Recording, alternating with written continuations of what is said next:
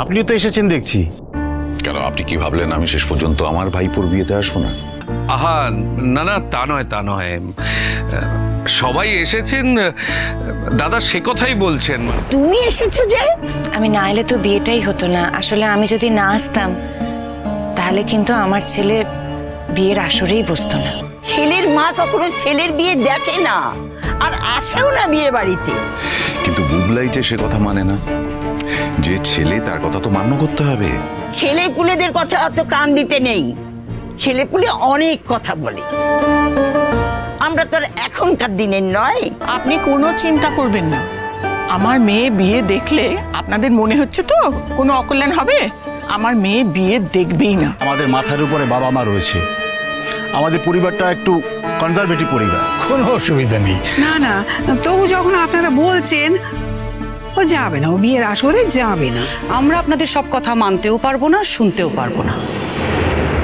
আর শুনুন, আমরা না আপনাদের বাড়িতে খেতেও আসিনি, পড়তেও আসিনি।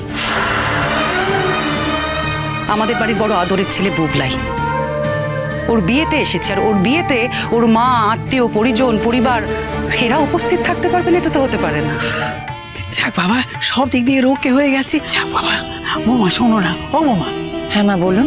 তোমার ছেলে যদি তোমাকে কোনো কথা বলে না, তুমি সব কিছু যে মন থেকে ধরে রাখতে হবে তার কোনো মানে নেই। হ্যাঁ, আপনি বারবার এক কথা বলেন কেন মা?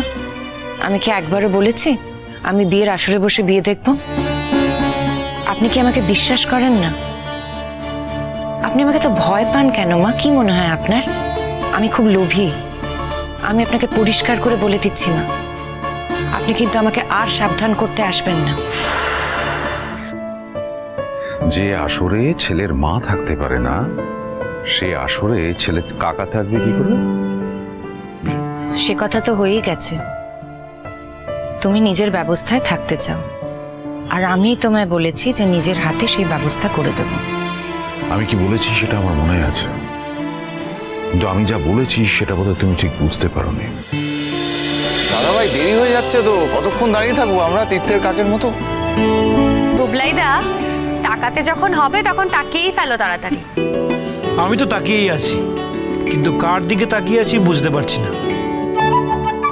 কারণ যার দিকে তাকিয়ে আছি সে তো আমার দিকে তাকাচ্ছে না। আরে তাকাও, ভালো করে তাকাও, একটু দেখি। বউঠান দেখেছো ওখানে ওরা কত হুইহুল্লোড় করছে? আমার না এবার বাড়ি চলে যাওয়ার সময় এসেছে, আমি বেরিয়ে যাই। হ্যাঁ সেই ভালো, চলো। চলো মানে? আরে তুমি আমাকে একটা গাড়িতে তুলে দাও, আমি বেরিয়ে যাই। তার জন্য তোমায় আসতে হবে কেন? আমার যে এখানে কোনো কাজ নেই। বউঠান, আমি যদি ওদের ওখানে যাই, ওই বিয়ের আসরে মেয়ের বাড়ির লোকেরা অস্বস্তিতে পড়বে।